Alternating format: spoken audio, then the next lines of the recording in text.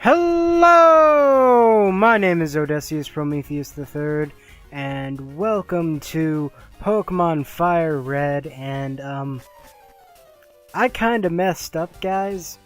Yeah, I deleted my voiceover audio for this episode. I don't know when I did that.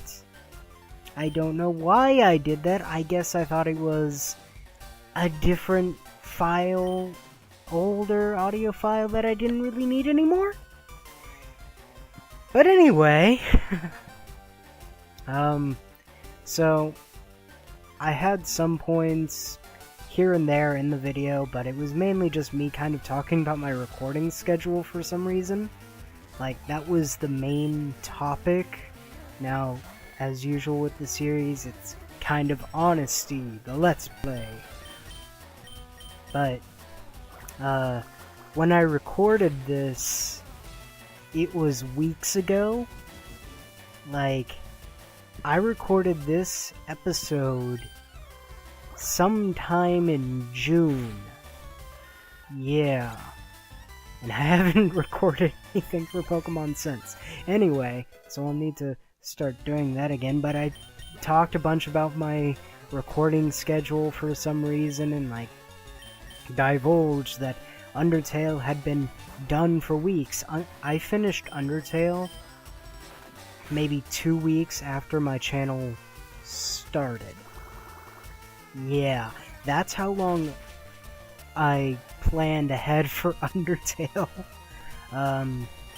So now that bit's all out of the way, that was really some of the main points of that. I had just started recording Asagao when I recorded that episode, and that's also finished. In fact, the only thing from that time, the only thing on my channel that is not finished that I've started uploading is Pokemon.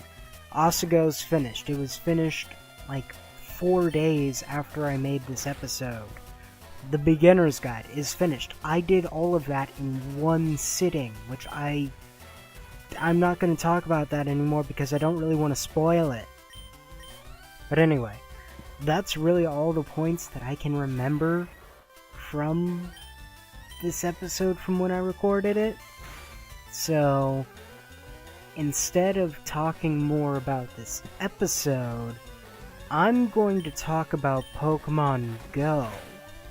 Because Pokemon Go went live a couple days ago, and it has consumed my life. Like, I have played a little too much of this. I am level 12 in the game, and I've spent almost too much time, and now I have the app open, and I'm just gonna, start looking at my different Pokemon. Oh look, Balthazar is evolving.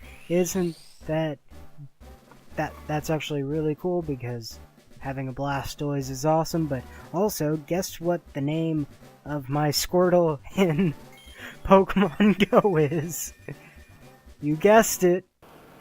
It's Balthazar, but it kinda stinks because he's the only Squirtle I've been able to find.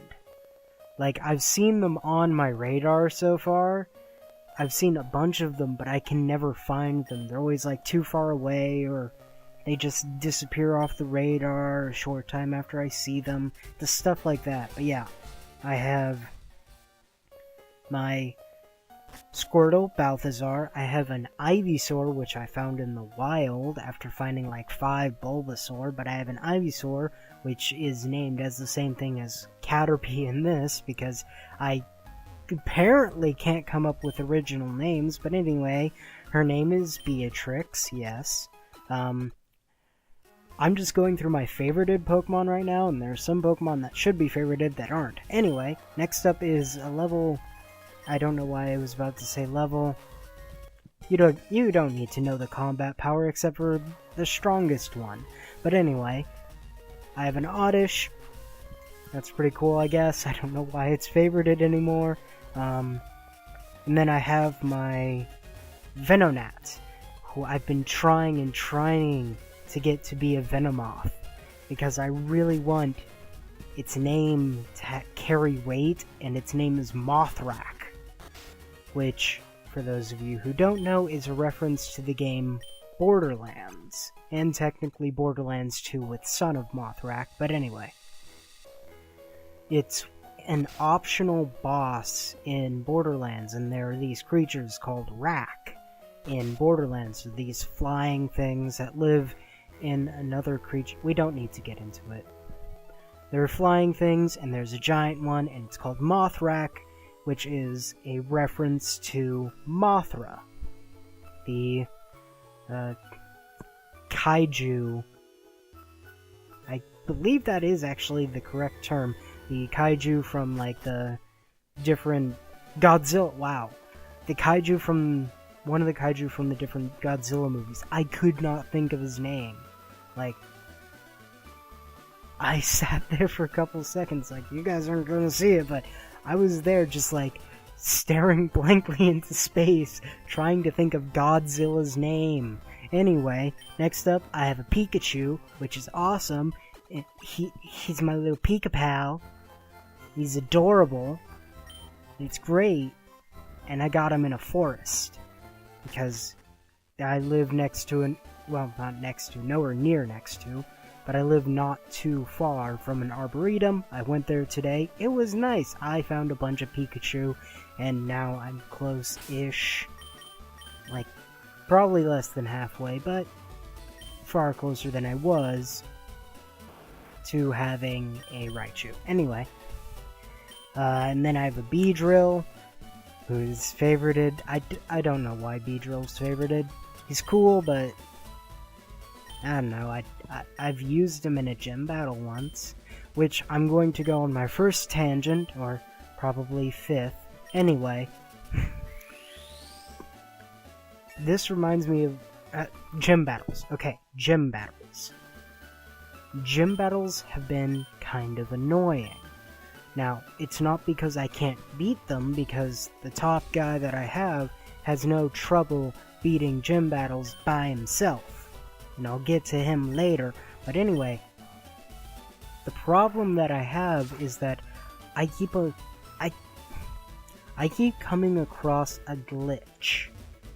Now, I know I'm not the only one who has this glitch. It's kind of common, I guess, but it's so irritating because because of what the glitch does.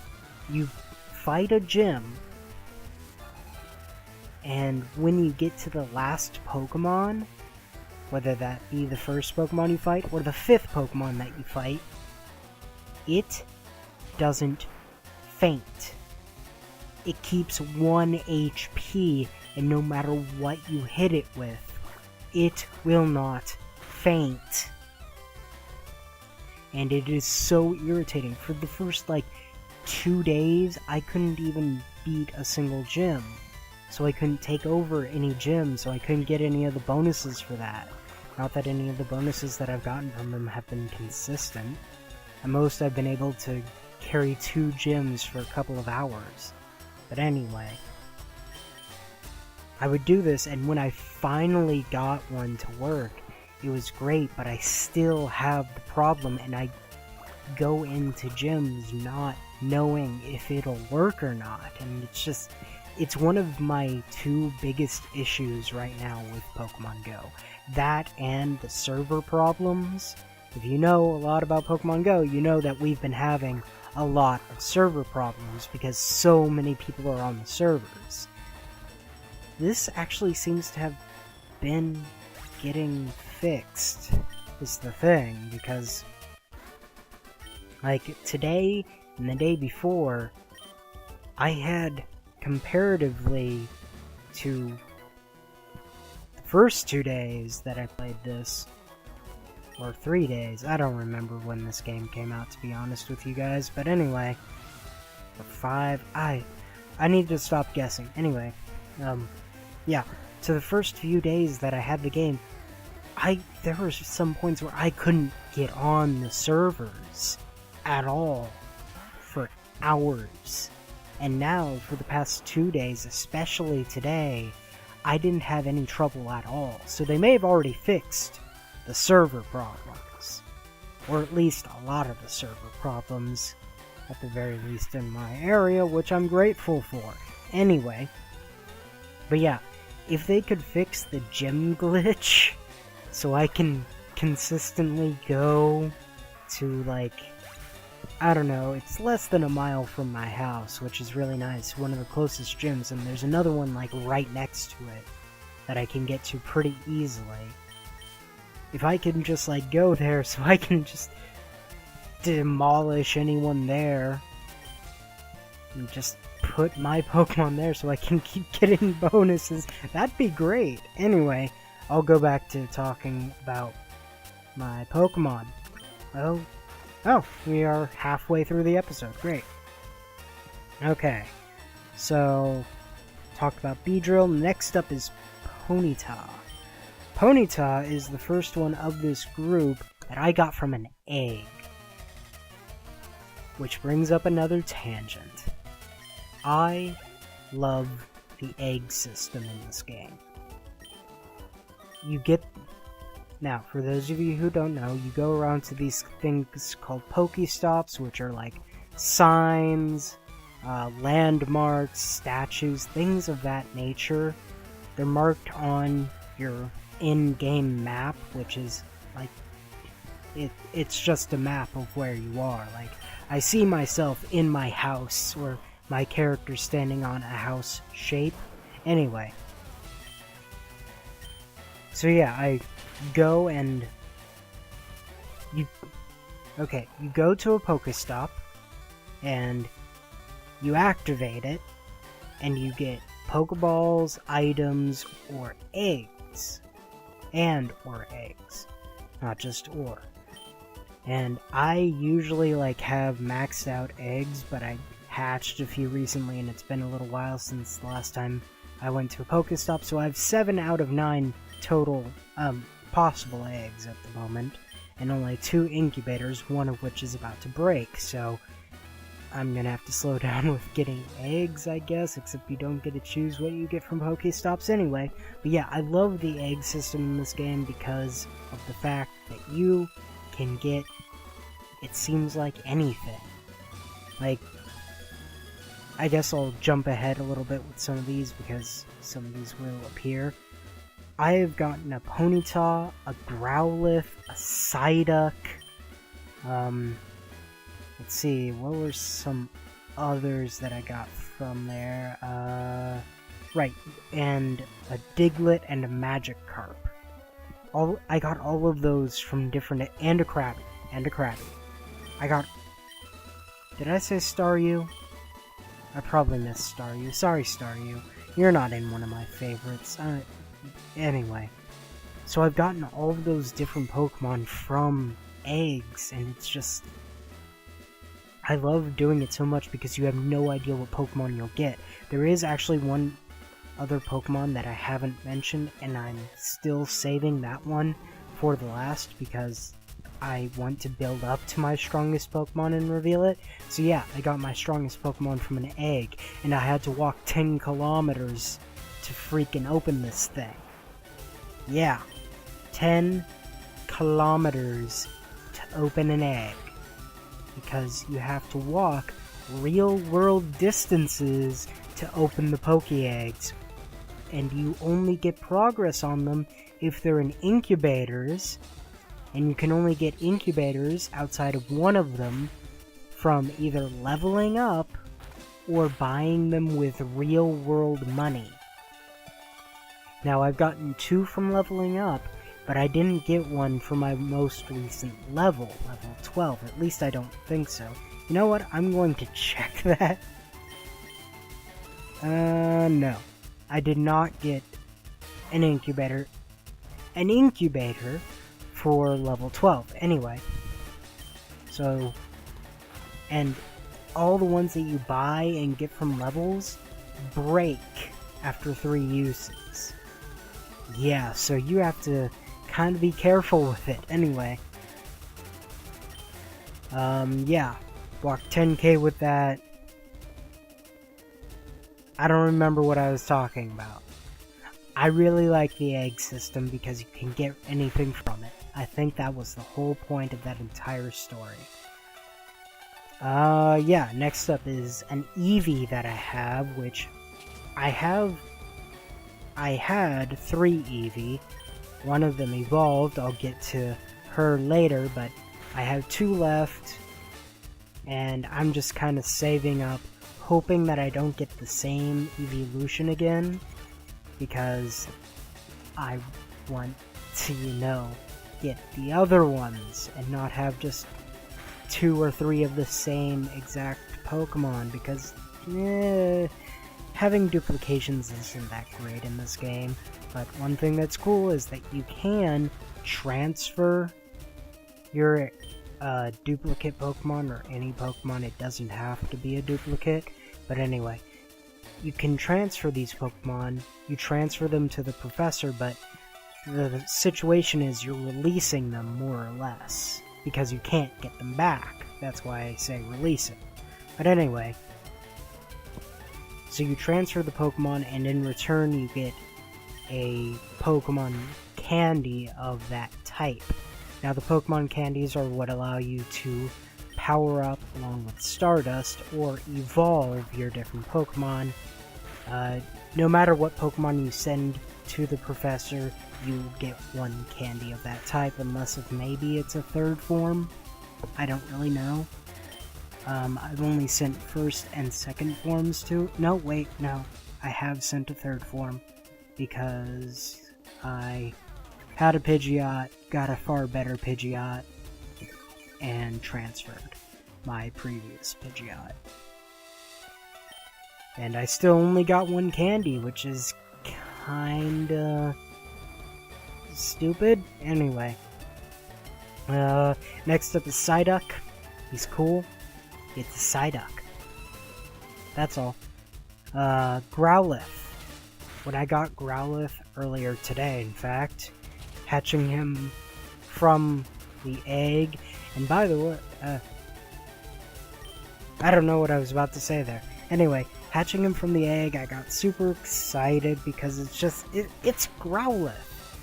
But, like, there's also a problem. Unless if I get, like, 2 more Growliths from eggs, I'm not gonna get an Arcanine for a while. Anyway. Next up is my Dodrio, which was the first, like, non-basic Pokemon.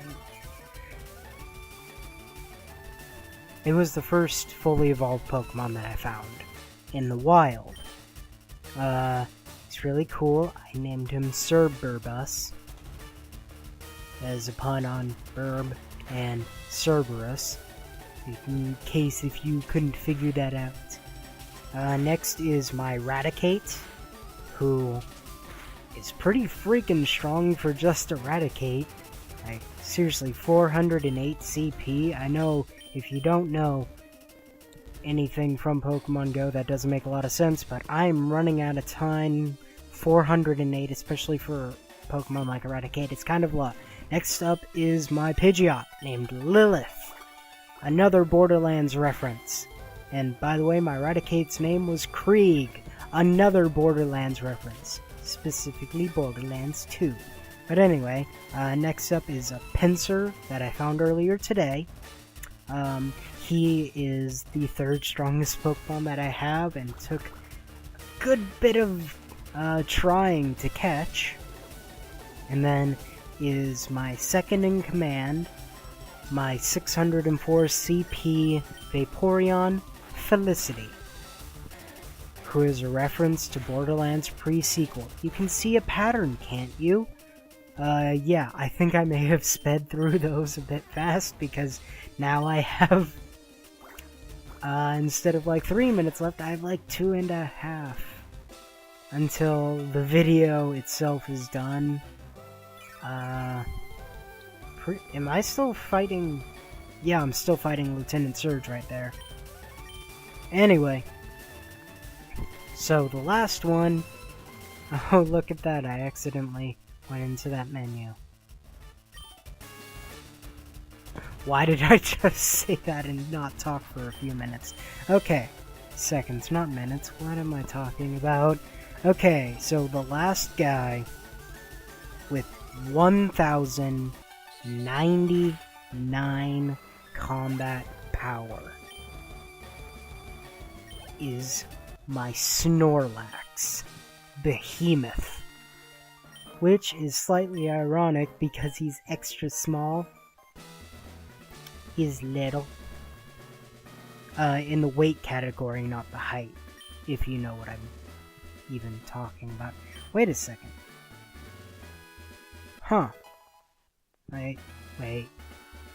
Never mind, that seems right. I was looking at his height and I was just like, wow, that doesn't seem like a very tall Snorlax. It's only 1.64 meters. And then I was like, okay, 1 meter is over 3 feet. Sorry, I'm American. And adding more than a half onto that means it would be well over 6 feet. So I was just like, huh, that doesn't seem like a big Snorlax, because I was thinking like just a little over 3 feet or something. And I was like, wait a second. Wait, what am I talking about? If it's just a little over 3 feet, it wouldn't be near 6 feet at all. Even with another half on. Yeah, it's still small. In fact, I think it's like around my height. Anyway, yeah, he's little, but he's also fiercely strong. Like, he takes out gyms by himself. All by himself. I'm talking 4 or 5 Pokemon by himself. So anyway, that's Pokemon Go, and I'm Odysseus Prometheus III, but you can call me Odie. Thanks for watching, and I'll see you next time. Hey,